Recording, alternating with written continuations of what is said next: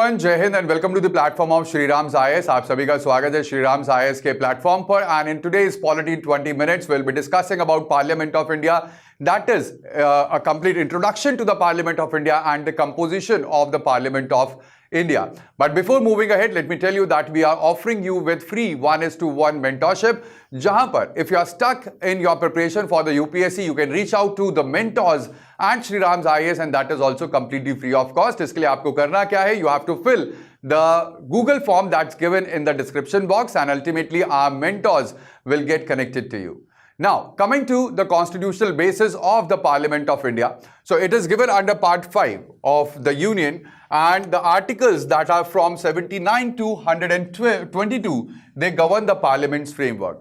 Out of this, Article 79 to 88 that gives the structure and the composition of the Parliament, and Articles 89 to 122 that provides for the officers, procedure as well as the conduct of the business in the Parliament. Alright, the Parliament is the supreme representative body of the Indian people. Jahan par when we talk about the Lok Sabha, so that is directly elected by the people of India, and we have modeled the complete Parliament on the British Parliament model but adapted it towards the India's federal structure.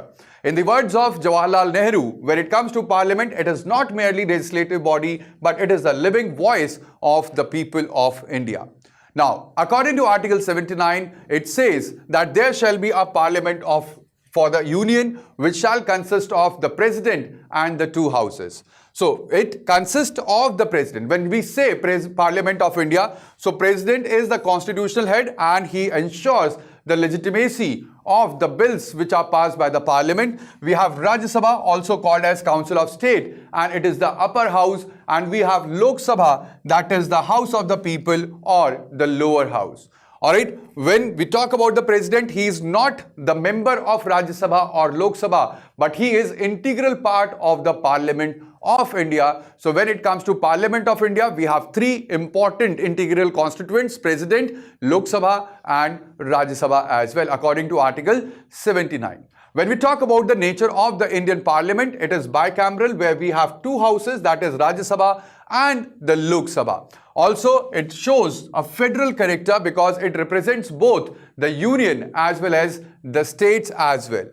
Alright, and of course we have the responsible government as well, because the executive, they are directly responsible towards the Parliament or accountable towards the Parliament, and to be specifically towards Lok Sabha.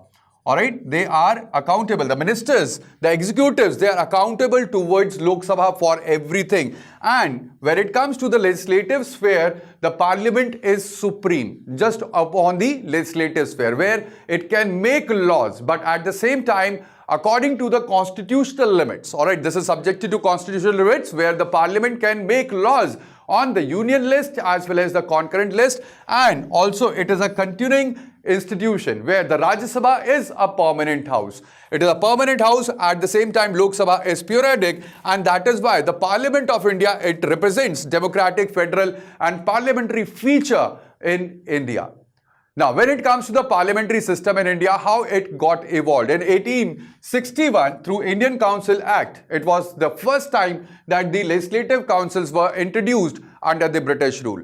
Later on in 1892, there was expansion of the legislative functions as well as the representation. In 1919, Government of India Act, bicameral legislature was introduced at the center. And in 1935 Act, there was provincial autonomy that was provided, and there was a central legislature as well. But at the same time, after the implementation of the Constitution of India, the Constitution was adopted and enacted. It was initialized in 1950, where the parliamentary form of government was established. So it has evolved from the colonial setup or the colonial advisory body to a sovereign lawmaking institution that we see in today's India.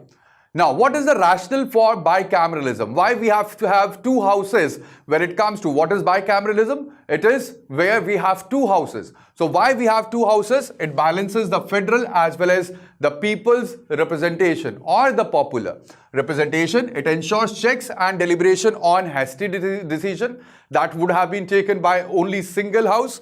Alright, it accommodates the diverse socio-political interest as well.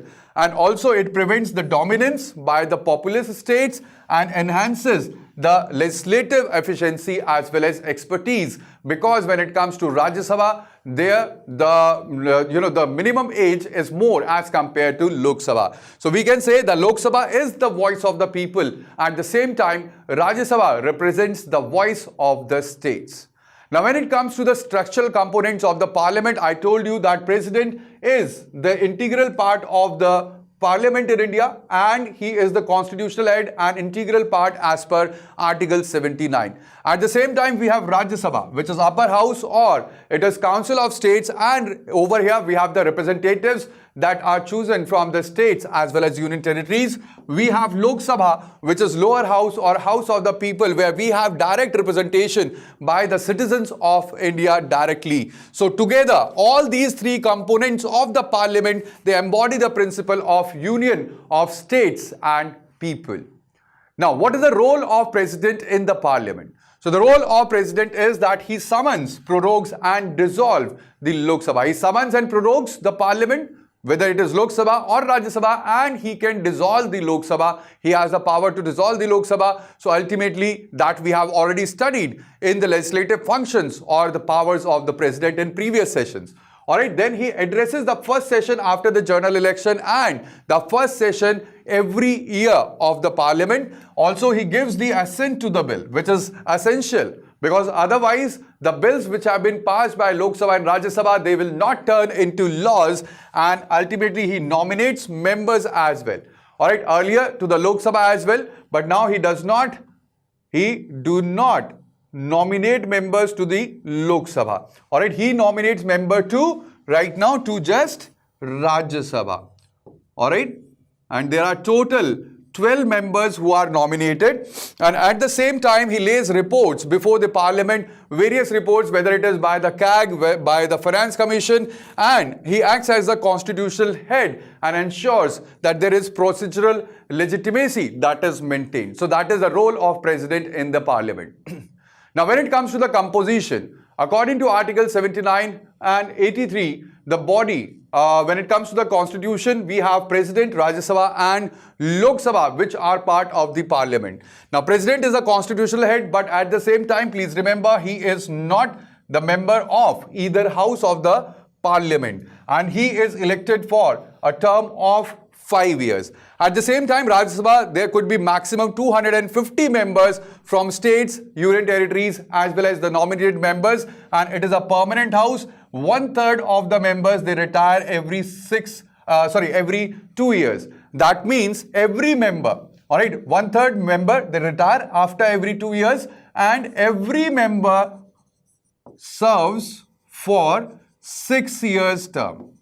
Over here, the term is 6 years for the member, not of the Rajya Sabha. Rajya Sabha does not have any tenure or term. It is unspecified, because there is no term or tenure specified, as it is a permanent house of the parliament. Then we have Lok Sabha. In Lok Sabha, we have 550 members, which could be maximum from the states and union territories. Earlier, it was 552. But now, the 2 members which were nominated from the Anglo-Indian community, that have been taken off, and there is now no nomination from the Anglo-Indian community. We have 550 members maximum in the Lok Sabha, and the term or tenure is 5 years unless it is dissolved earlier. So that is the composition. Now, when it comes to Lok Sabha represents the people directly, and over here the democratic principle had been absorbed. Alright, at the same time, Rajya Sabha represents states, and it represents the federal principle, and the president ensures the constitutional unity, and thereby it represents the national principle as well. So parliament combines both democracy and federalism and even unity. So that is the representation and the federal principle that is by the Parliament of India. Now, when it comes to the duration and the continuity, Lok Sabha, the duration is for 5 years unless it is dissolved earlier. Alright, and the term of the Lok Sabha can be extended as well during the time of the national emergency when Article 352 is in force. At the same time, the duration of the Rajya Sabha is permanent. However, 1/3 of the members, they retire after every 2 years. At the same time, when it comes to the president, he has the power where he can dissolve Lok Sabha as well as summon the joint sessions as well. So when it comes to Lok Sabha and Rajya Sabha, Lok Sabha provides for the periodic accountability where we have the elections held after every 5 years, and Rajya Sabha provides for continuity as well. So over here we have continuity as well as the accountability, periodic accountability that has been assumed by the parliament and the both of the houses of the parliament. Alright, there is also independent secretariat of both Lok Sabha as well as Rajya Sabha. Each house has its own secretariat and it is independent of the executive control, which is headed by the Secretary General. Now, the key functions of the secretariat are that they do the legislative research as well as drafting of various bills. There are committee coordination. Also, along with this, parliamentary records and debates, they are kept over here in the secretariat. The Lok Sabha secretariat management as well as Rajya Sabha secretariat management is done by the secretariat itself. Alright, so it ensures the neutrality and efficiency in the legislative functioning of both the houses, whether it is Lok Sabha or Rajya Sabha. Now, there are certain parliamentary committees as well. Alright, they are without legislative or any procedural details. When it comes to, when we are talking about the parliamentary committees, we'll be talking about these in details in the further sessions. All right, we are just going through the overview. Now, when it comes to the standing committees are basically, they are permanent. That is why the name standing committee. All right, example, we have PAC or Public Account Committee and the Estimate Committee. Both are the finance committees of the parliament. At the same time, when it comes to ad hoc committees are basically temporary committees. They are not permanent and they are appointed for a particular task, or they are dissolved. After the task is completed, they are dissolved later on.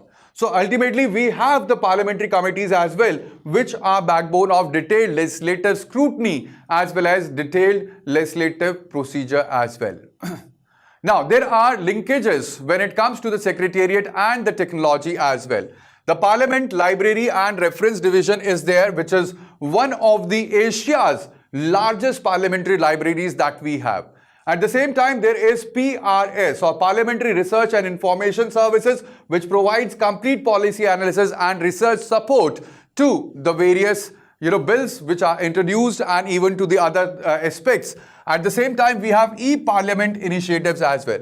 Now, the questions, they are digitally submitted, the bills and the debates as well through the e-Parliament initiatives, and we have Sansad TV, which enhances the public transparency and accessibility to the various procedures, various debates which are held in the Parliament itself. So ultimately, modernization has made Parliament more accessible and data-driven when it comes to the modernization and the use of the IT or information technology in the process.